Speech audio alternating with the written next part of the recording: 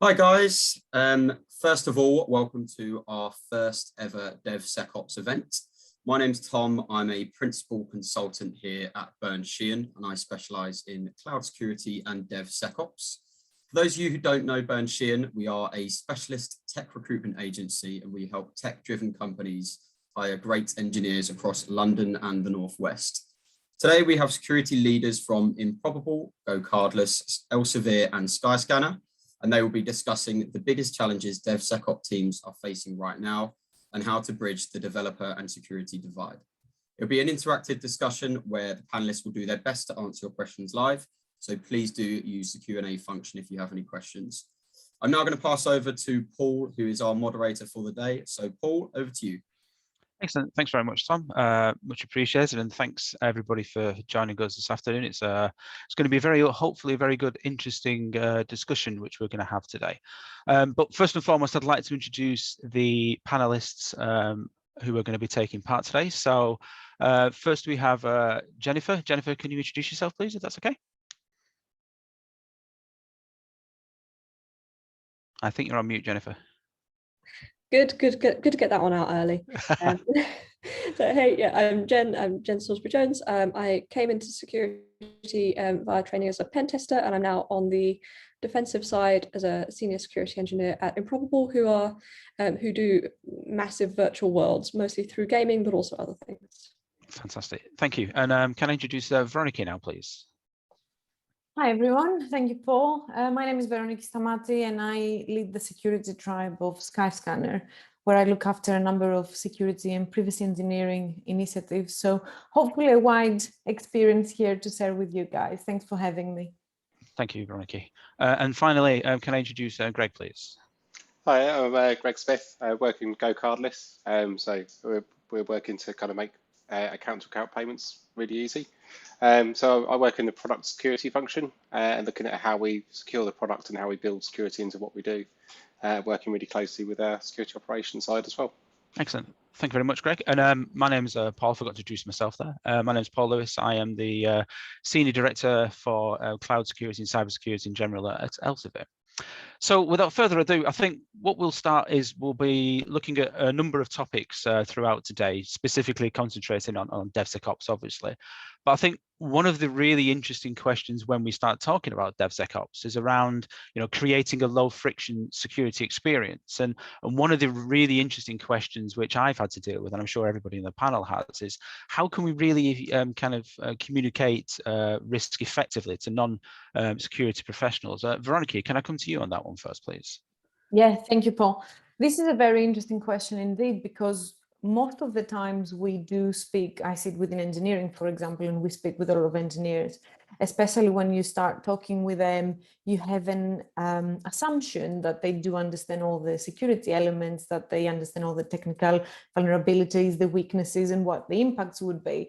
So we found that it's not always the case. You've got some people who are really clued on and they've got a real interest, but others that are not, and they don't need to be. So how do we actually make that reality for them? The methodologies and the approaches that we've used was to create scenarios, bring them into life of a potential exploitation of the weakness, what could actually happen, translate it to an impact that they can understand for their particular service or their particular domain. Because, for example, we talk about ransomware, right? This is a wide risk that everybody is facing, but how it translates to your business from an impact perspective or to your service as a service owner, as a developer, is very different from how another service owner would see it, because they might not even care, for example, for the data they have versus the data you have.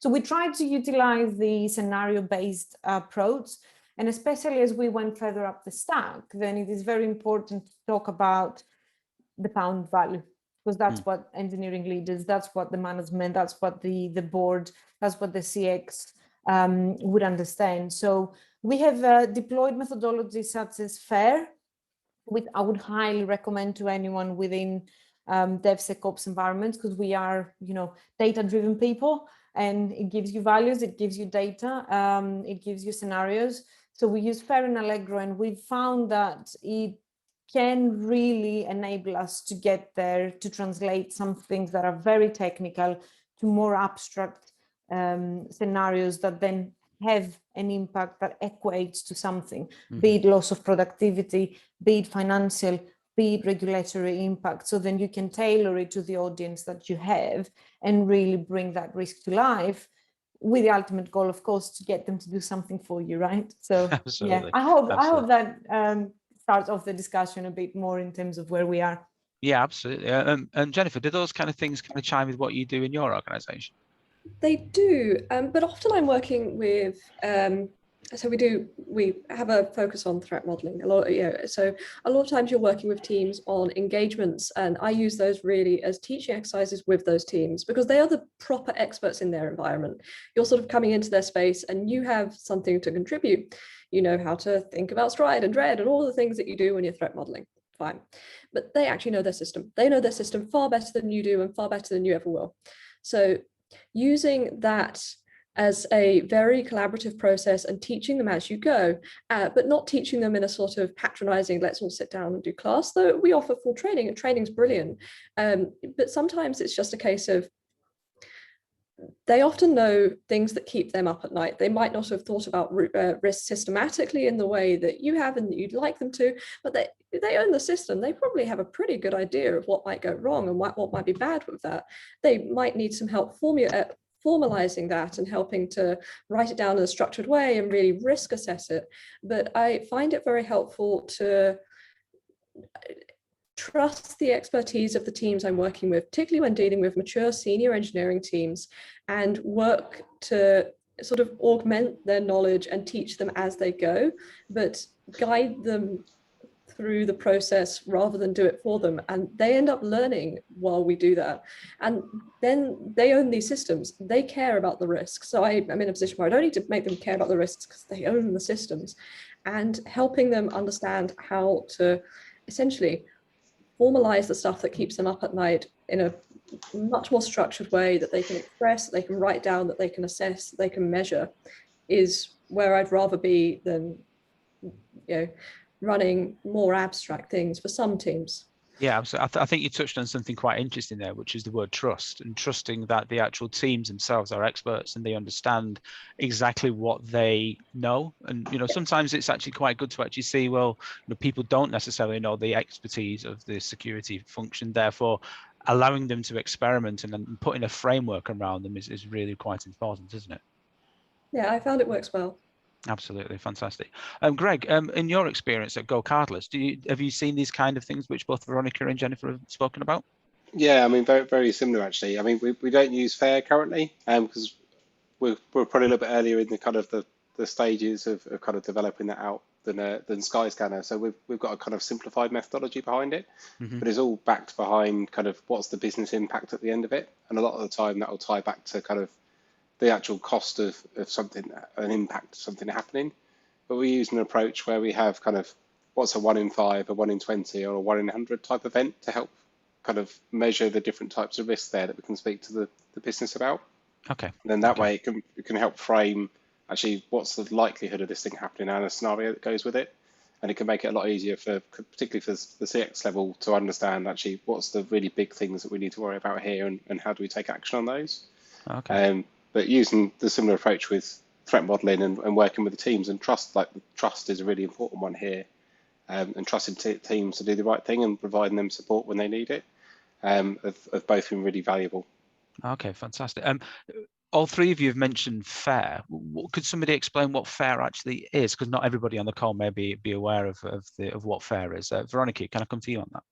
Yes, absolutely. So FAIR is a risk management framework. It is an open framework that was published quite a few years back in US. Essentially, it has an approach that talks about no risk is defined by one single element of it appearing. So you always have to consider a threshold of events happening in order to try and estimate within a range of impact or a range of likelihood, a loss expectancy, because sometimes we talk about risk and we're trying to say, okay, we have identified a vulnerability. We've got a CV and we don't have the parts for it. So that is a risk. What do we do about it, or how do we understand the likelihood of it? Sometimes when you talk about qualitative assessments, which is, okay, it is likely, very likely, unlikely, you come to the point that it's very subjective. It is on the basis of, I believe that it is likely, you believe that it is unlikely, and then we kind of find somewhere in the middle with the wisdom of the crowd, which is a very good methodology, and I definitely applaud it, and we have used it when we started building our models. But then what FAIR does says, okay, let's take data, let's look at how many times things have happened in the past, create your own input, create your own outputs. A similar type CV did it actually result in your past experience to being exploited or not? So then you start building the models and say, okay, the likelihood is from happening from 1 in every month to 5 times every month. And then all of that creates calculation on the back of it, which gives you a threshold. So you're more likely to be right rather than trying to find a specific number, which you usually do with the qualitative assessment. It's a bit more mature, but you definitely need a more abstract framework before you get there. But it does make you think, especially on the impact side of things, because it talks about loss expectancy, which has a number of factors, such as, as I mentioned earlier, the productivity, how many hours do you need to fix that? How much of your team's time will be spent on that? How much is the operational cost to mitigate that in the back of it, or how much is the financial cost if it actually happens? And then gives you a range, because it's never an accurate pound number. It could be from this to that. So it helps with the uncertainty, essentially. So it's a really good framework. If you don't know about it, look it up. I might put the link on the chat as well, so people can copy it. Excellent. That's really great, Veronica. I think one of the really interesting things which I've done in my career is take very complex things like risk methodology, impact metrics, and all these kind of stuff, and actually put them in very, very small and very, very succinct PowerPoints. Which everybody likes a good PowerPoint, don't they? I think one of the really interesting ways which I've kind of found is actually how you communicate that risk to people who may not necessarily, as you all pointed out, may not be their day job or may not necessarily have to understand the minutiae, but actually make decisions about whether or not they should or shouldn't be doing something. So that's a really interesting area. Jennifer, in your kind of role, obviously the company you work for is very gamified, and it's looking at a lot of training and simulation and all that kind of good stuff. Is there anywhere within your sort of experience where you've actually had to say no to something as a security professional at all? So I'm relatively new at Improbable. I won't particularly be able to talk about that, but I can talk definitely in more general terms. And the first thing I'd say is actually really understand what their risk appetite is, because your risk appetite and where you were before, your previous roles, your previous engagements, are not necessarily their risk appetite.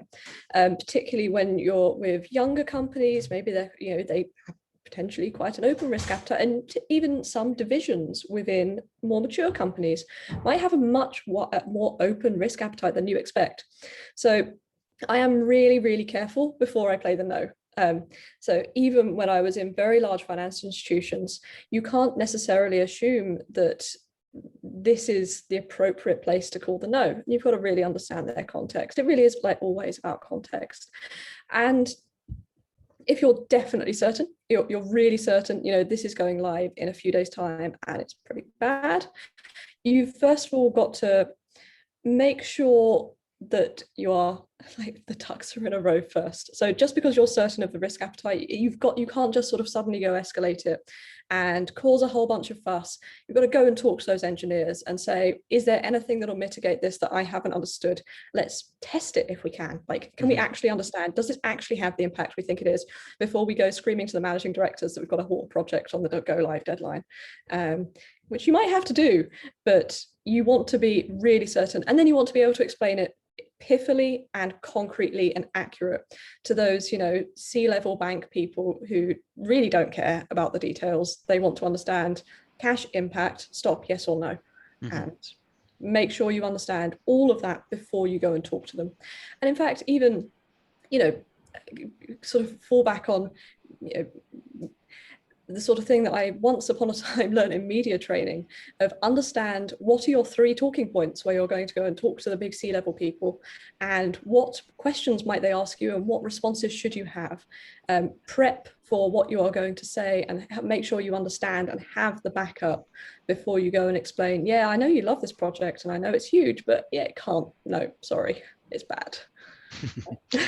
Absolutely, yeah. It's fascinating when you actually have to have those conversations, isn't it? When you actually just to say no, you do have to be very, very secure in your own knowledge and your own abilities to say no, because you only have credibility in some 1 or 2 cases, really, isn't it? Yeah, so it really was about be really certain, do as much research as you can, and actually express uncertainty if there is uncertainty. Yeah. Like if there is a case of actually we don't know how many accounts this might affect, say that and say why you don't know, and be happy to say that, but be confident where you can. Excellent, fantastic. Greg, have you had experience in this area?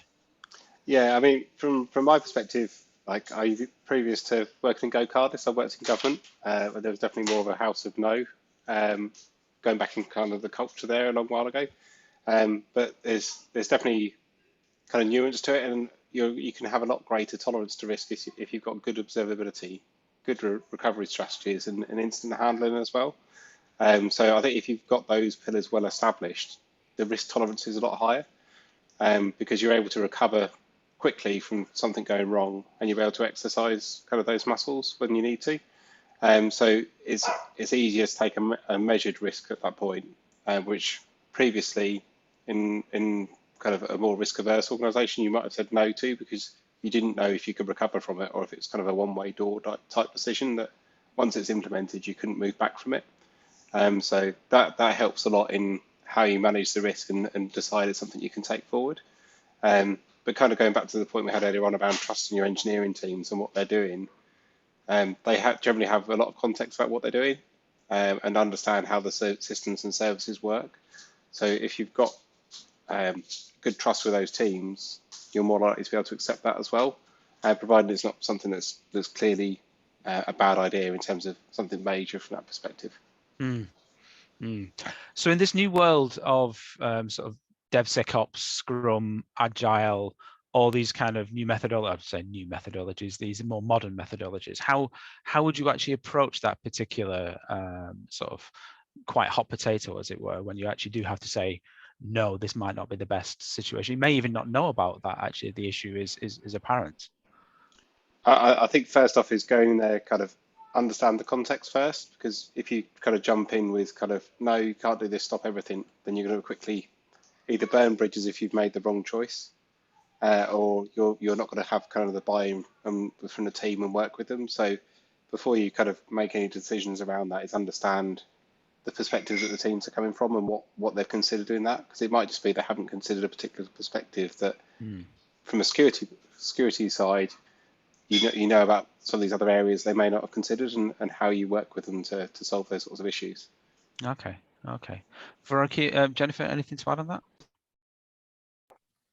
Well said. I think the only thing I'm going to add is the fact that there's some easy no's that you should say, especially when it comes to lower level kind of design decisions. And what we have done is, we've blocked it in the pipeline. So if someone asks you, can I put this bucket out there with open security groups? I think that's an easy no for me to say.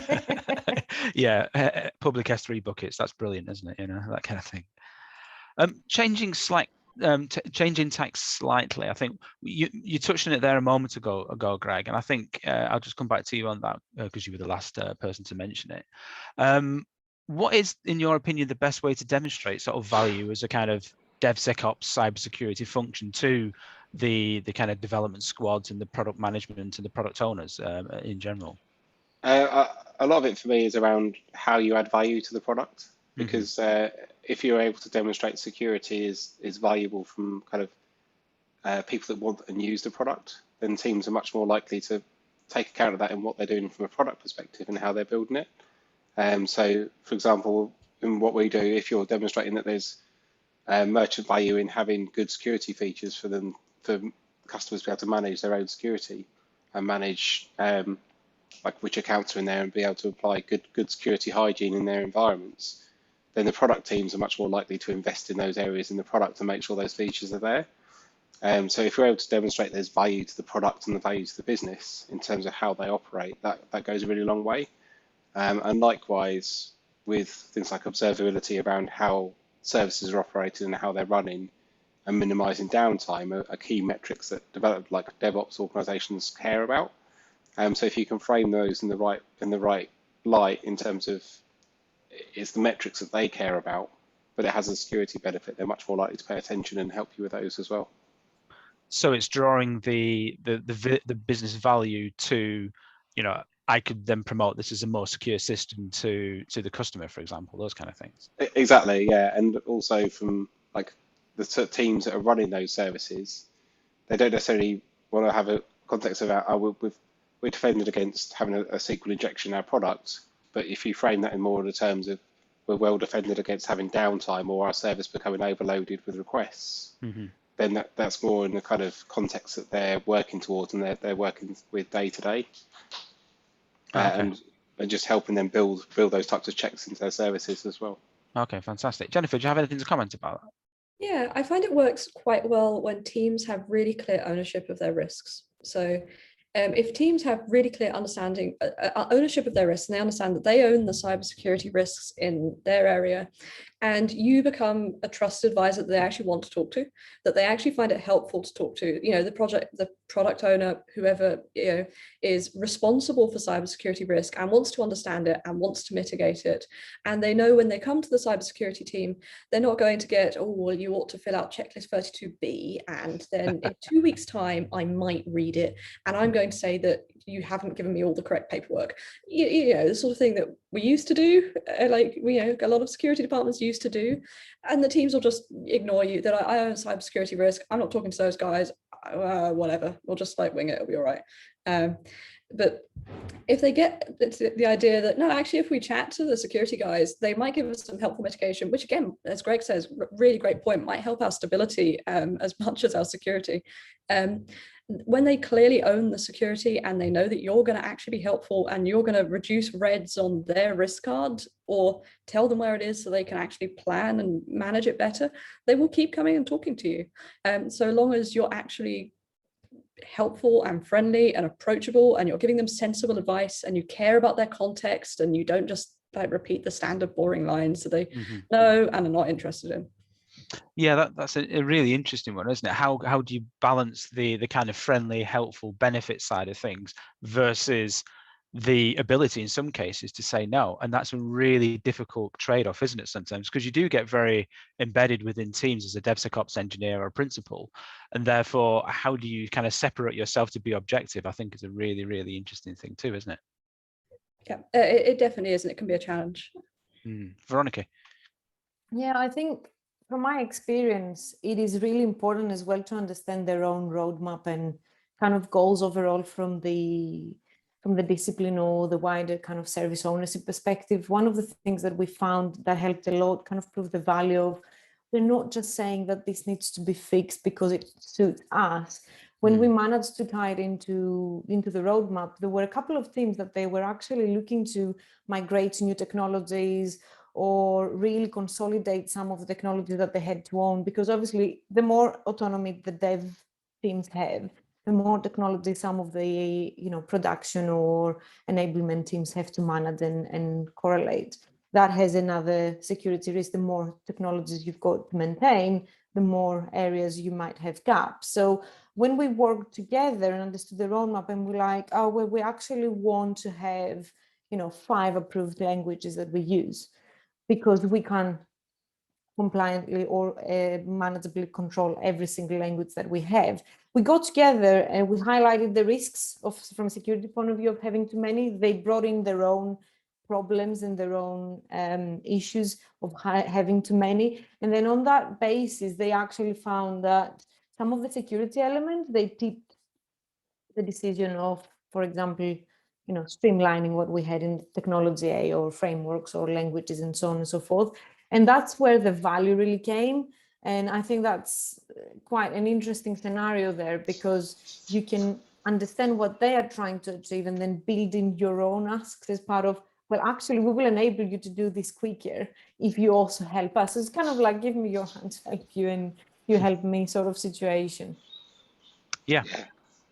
Greg. I was going to say, I'd certainly echo that. And one of the things we've done is kind of setting out some good engineering principles around kind of being good to your future self, kind to your future self. Is kind of one of the principles that we have, and like limiting the number of languages that you use across your services means that you've got a better chance of defending them as well.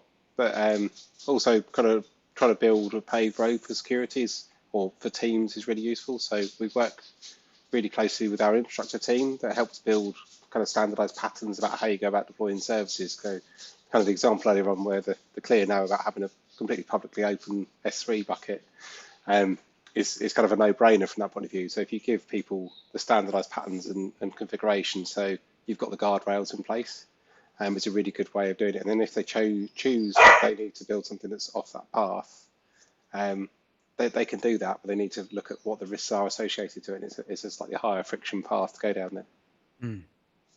Okay, so you mentioned sort of high friction, which is obviously the kind of theme of this particular sort of seminar which we're discussing today.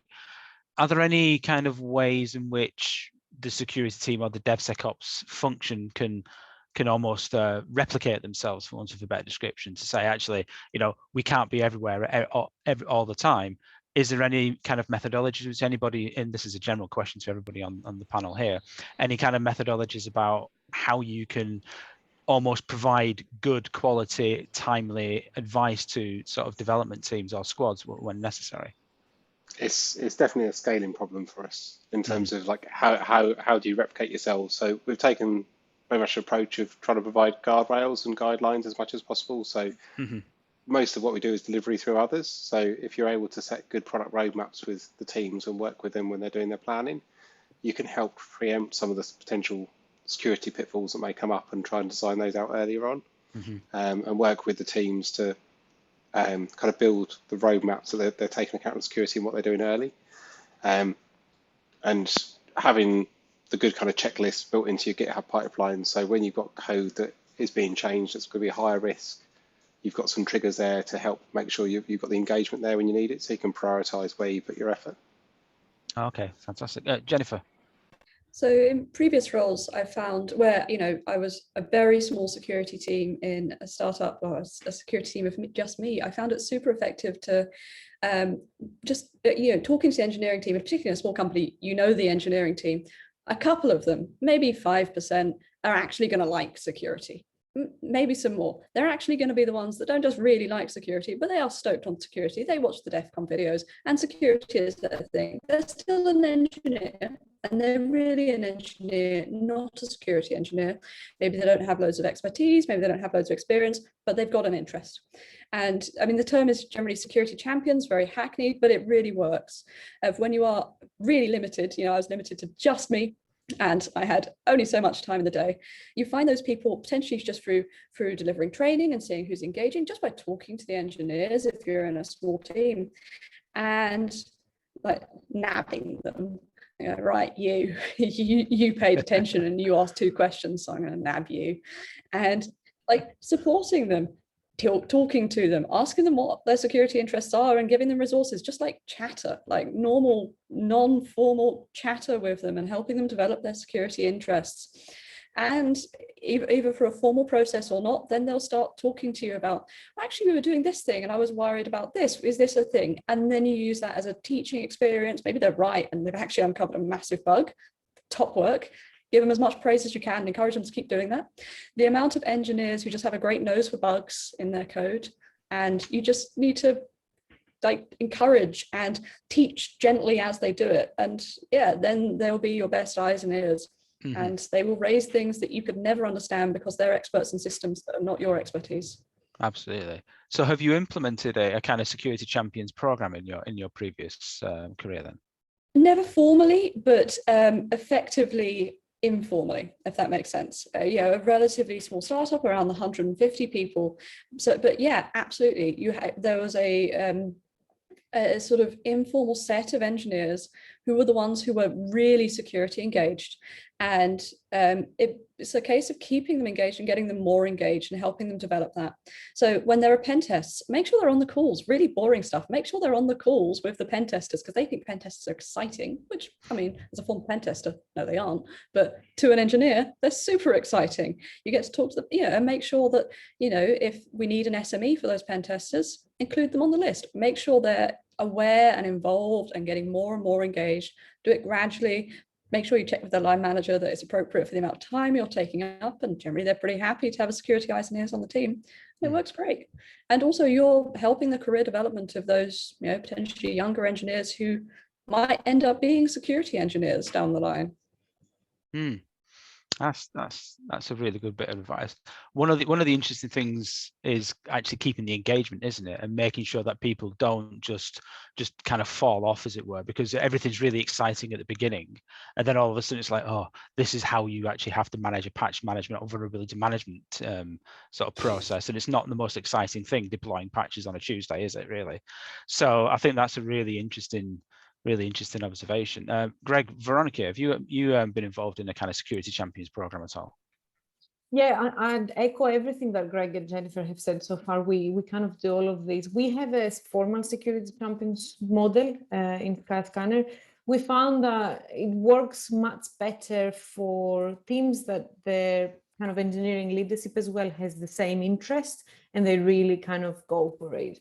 But what we've got a couple of other things that we've deployed, because as Jennifer said, depending on the people that participate in this, you can have something really effective, but then you may have pockets that are not very as effective as you would want to.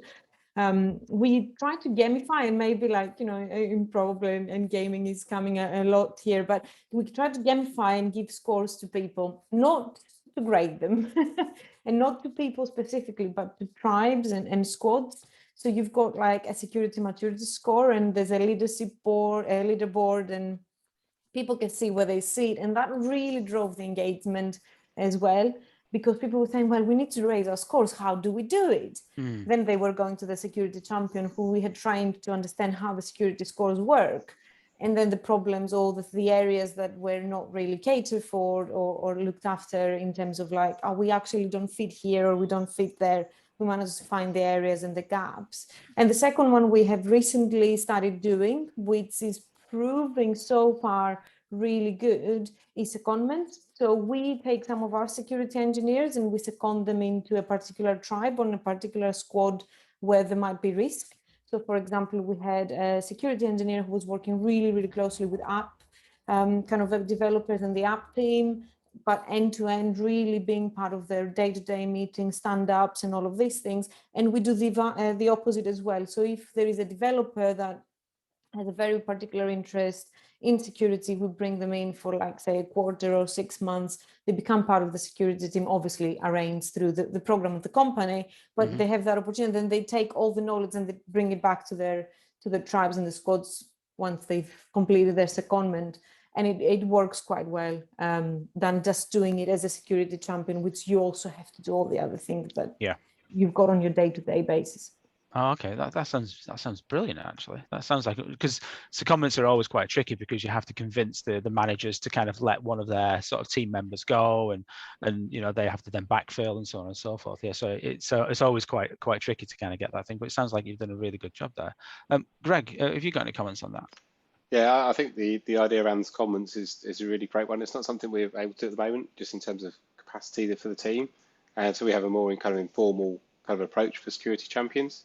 But we've certainly got pockets of that across the business where you get people with a lot more interest, and we've had some interesting bugs found by them as well, and kind of celebrated those.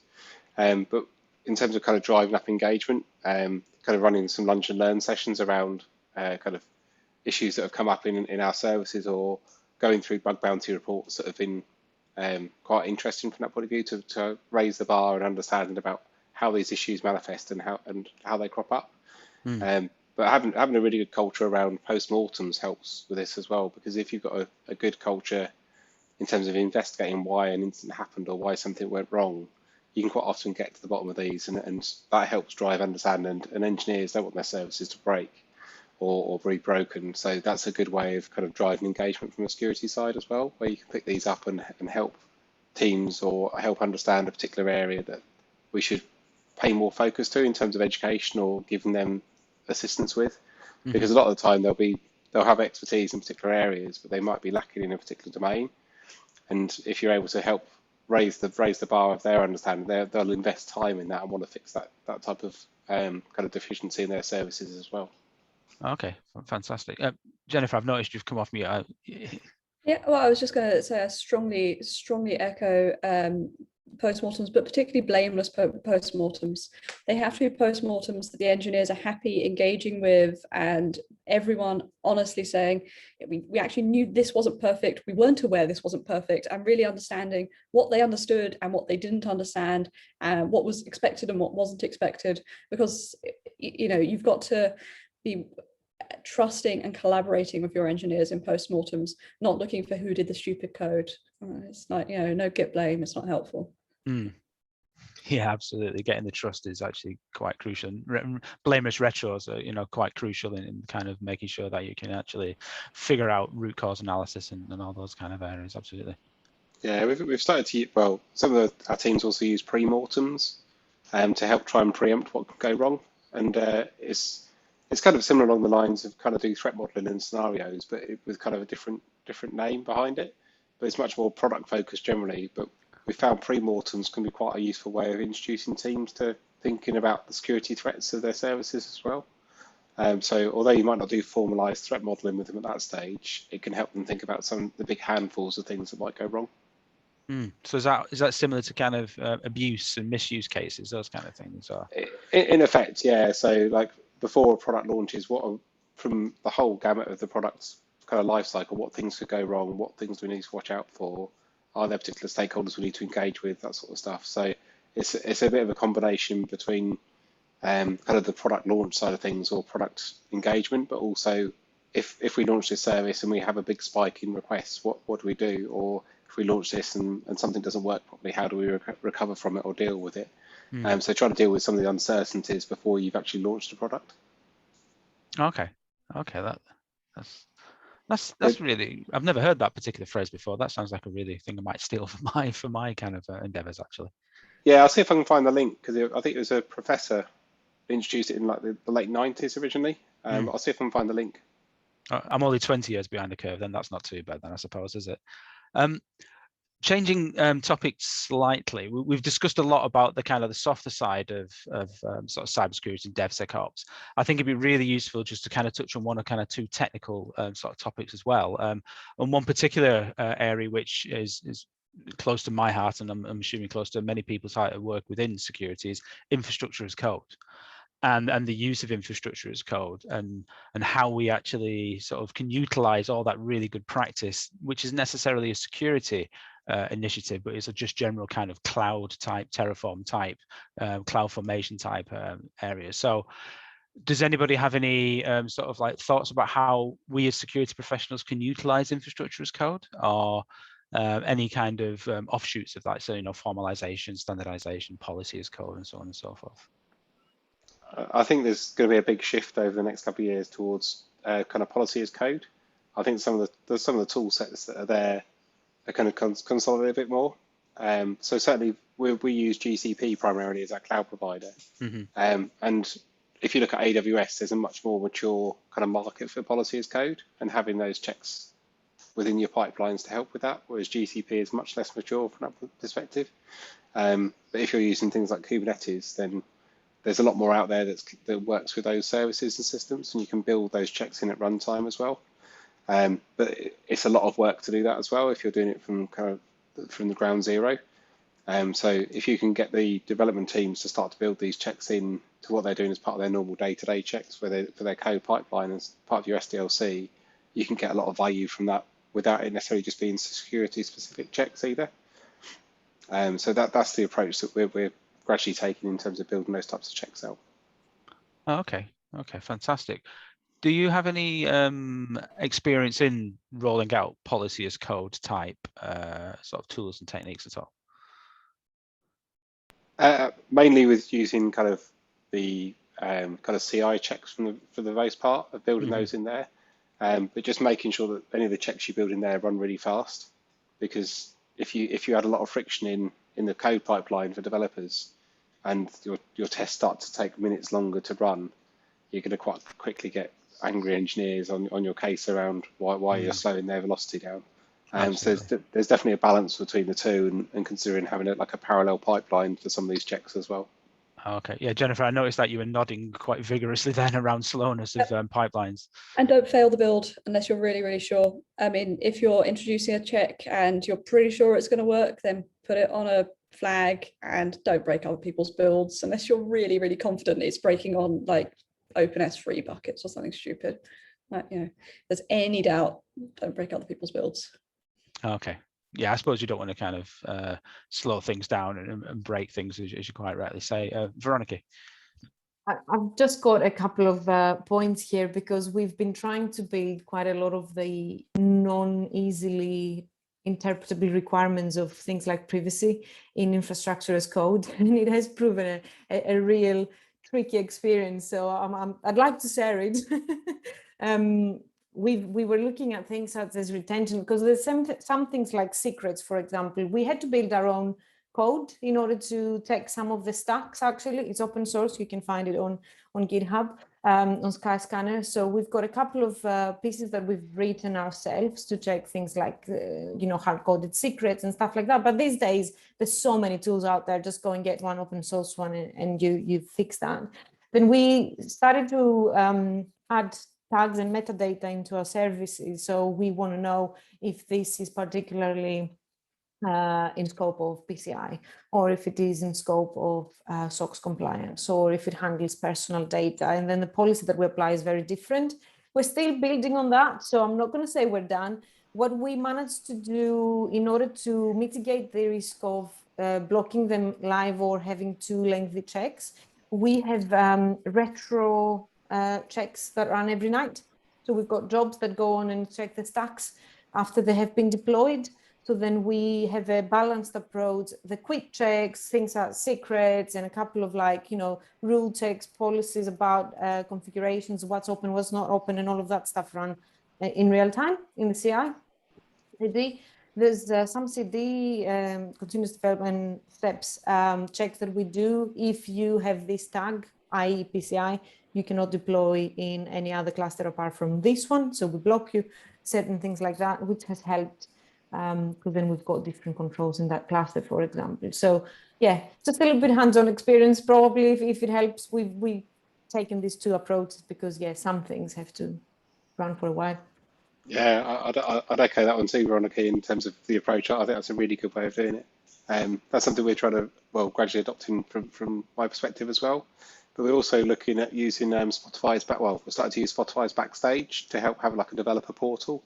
So it's to make it more of a single source of truth where you want to come to for that type of information, and then you can start to build the tagging around like system criticality, service ownership, that sort of stuff. Because one of the things that will come up again and again, certainly from my perspective, is okay, we found this service that's doing something, or there's this bit of code. Who's responsible for that? And be able to just know the basics around your inventory is really important. And that's kind of, I know it's like the 101 of security in terms of having a good inventory and understanding what you've got, but that's helping make it a more useful resource than just something that security wants to use. And we're trying to consolidate as much as we can into that kind of portals, make it visible to people as well. It's the most important thing. If I was to start from anywhere as a security team, it would be start from really understanding who owns what service in this environment that is vast, and don't spend any time anywhere else, because otherwise you can't mitigate anything without knowing. So yeah, definitely, we had built our own. So unfortunately, we have not open sourced that. So sorry for that. No problem. We do actually have a question from the audience, and the question is, why would I put any intellectual property in the cloud, considering I don't control the platform to any degree? Who wants to take that particular question? I'm happy to take that if you like. So okay. I think a lot of companies have proven again and again they're not very good at running their own infrastructure, and certainly not to the same scale as a lot of the cloud providers. So I'd challenge a lot of people to be able to run their data centers to the same level as a lot of the big cloud providers, and run them in a kind of a same way without spending lots and lots of resource on doing so. Because if you're deploying into the cloud, you get a lot of that for, well, I say for free, but you know that you've got a lot of backing behind that, and it's been thought about in terms of the basics of how things are set up, and particularly in terms of control of data. That's really where a lot of the encryption at rest is important, because that gives you the data deletion control that you require, and depending on your risk tolerance, you can choose how you implement that, whether you manage your own keys or whether you trust the cloud provider for it. So you have the choice in terms of complexity about how you want to set that up and how much you want to spend on it. And if you're more risk averse, you can manage all of your own keys and have that flexibility and control, but you trade that off because you're going to be taking more risk around if you have downtime or if you have issues with managing your own secrets. But you could take the cloud providers' services and trust more of those to do the right things, and they're segregated. But I think that kind of gives a good overview of it from that point of view. Absolutely. Jennifer? So sometimes when I hear concerns about cloud providers, sometimes it's from extremely high security environments where quite legitimately, somebody, a state actor gets one of their people employed as an AWS engineer and somehow bypass AWS controls to nick your stuff. Maybe that is on their threat model. For most people, if that is on your threat model, go back and do your asset management properly. Go back and do your boring stuff. Somebody compromises you via AWS, Azure, GCP, that should be way, way, way down. Go and scan your perimeter and check your patching and all of the boring stuff before you get really excitable about how all nation states might get AWS hypervisor breakouts. And yeah, they might do, but probably got struts bugs on your perimeter. So just do those. Yeah. I've had to confront a very similar kind of question as well. So the cloud, it's insecure. Well, actually, the cloud's pretty secure. It's the configuration of the cloud which is actually really, really important. And you can expose your data very quickly by a click of a button, or several clicks of a button, sorry. And I think actually communicating that goes right back to the beginning of the conversation about how you communicate the risk of DevSecOps, of the cloud, of all these kind of things which are very, very interwoven with each other. Absolutely. Yeah. Veronica, do you have anything to add on that, or is two panelists no? Okay, fine. I've actually got a question for myself as well. It's more of a kind of statement rather than the kind of question, but has anybody got one piece of advice to give to the audience about how they would approach kind of the knotty problems around sort of DevSecOps or cloud security in general? Jennifer, over to you. Boring stuff first. There's sexy, exciting stuff. Do your asset management first. It's always proper vegetables before pudding, and your asset management matters far more than your bug bounty program or whatever else it is you're doing. Vegetables before pudding. I like that. I like that exactly.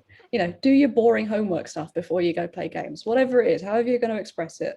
The actual security core stuff. If you're not doing that and you're focusing on some exciting stuff over here, you're doing it wrong. Mm-hmm. Okay. Yeah, Greg. I definitely say about getting the basics right. It's really the really important thing here. So get some good checks and balances and a sensible flow about how your developers are reviewing their code of what they're deploying, and make sure they've got a good understanding of the services they use in the cloud, to avoid the common misconfigurations, and make sure that you're building your maturity across the board and not just going really deep in one area, particularly when you're starting out, because you could spend a lot of time in one area looking at, say, detailed dependency management and going really deep on that area, but not adding value across your security because you've got loads of gaps there that you haven't addressed. So make sure you're taking a view across the board about how your deployments are working and running, and that you've got good observability from the start. Okay, fantastic. Veronica. I had exactly the same advice as Greg, actually, in my mind before you even said it. So I'm just going to move to my second point, I guess, coming back to what we were talking about, build relationships, training, and engage with them in a way that it makes security interesting and fun. Build scenarios and do city capture the flag events and bring them along and do kind of snippet of trainings all together as fun exercises of 2 hours for a couple of platforms there. Play the scenarios with them, because if you make it fun, then they're going to engage. and having an open culture where people can come and say, oh, I think this is terrible. That's the best place to be than people not talking. So that's my kind of second piece of advice. Excellent. Thank you. We have another question from the audience. Do you have any comments to, this is to the panel obviously, do you have any comments around when you outsource some of your development? Very typical with the kind of the solar winds and other kind of issues recently. Who would like to take that? I can try. Thank you. Thank you. We look after a lot of third-party reviews at times, so obviously this is very, very interesting.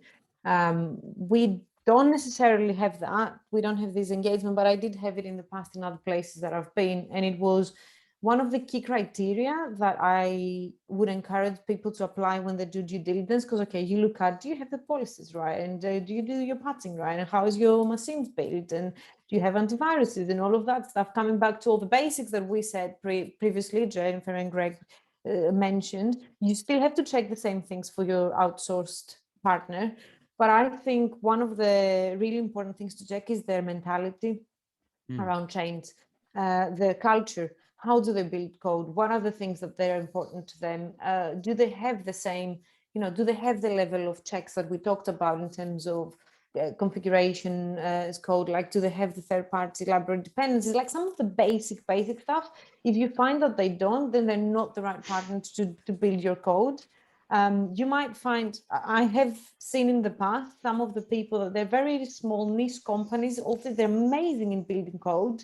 They've got an amazing culture. They don't have the certificates. They don't have ISO, SOC, or all of these things, but they're actually much better in building secure code because they care and they have it as part of their DNA versus some of the big organizations that they have all the big, nice paperwork, but actually they don't really understand the modern development technique. So I'd say focus on the basics, but complement it with checks on the culture side of things as well. Okay, that's really, really good. Are there any frameworks which you use at all to actually kind of go through that check, or is it just more intuition for yourselves, Veronica? Well, we have a standard framework for all third-party kind of soft checks, as I said, like, the basics of your compliance and some of the technical elements. So that's pretty much based on a mixture of ISO and some of our experience as well. But when it comes to the culture, it was more about, we have one-to-one interviews and we ask people to come and present. Okay, give us an example of how you ran a previous project before. And it's more an interactive session with these people rather than filling this and filling that other thing. It's more of the gut feel, I should say, probably, but it's not the right thing to say, but it is a little bit in there, Yeah, absolutely. You do get a feel for the kind of company and the culture when you actually do have one-to-one discussions with them.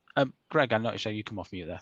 Yeah, I was going to say, I'd echo the comments around the culture side of things as well, and also having how you do that development, whether they're coming in and being embedded with your teams or whether it's kind of a requirements-driven thing as well. Because I tend to find the ones that are heavily requirements-driven and the way that things are communicated between the two, it's much more likely that you're going to get problems with those because there's not a really good dialogue or shared understanding between people when you're doing it that way.